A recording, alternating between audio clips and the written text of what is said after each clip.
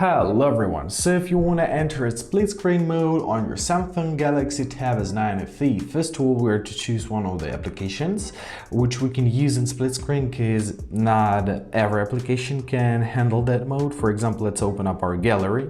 Now let's enter our recent apps.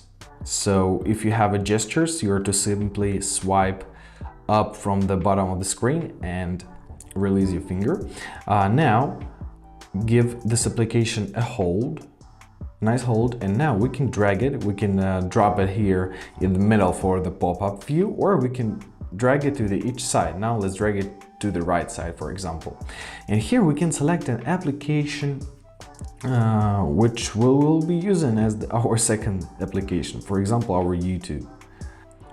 As you see, works like this. If you want to close your split screen mode, simply close both of your applications. So once again, swipe up to open up your recent apps like you just did. Here you have your split screen. So simply swipe it up to close it, and that's it. I hope this video was helpful. Thank you so much for watching and have a great day.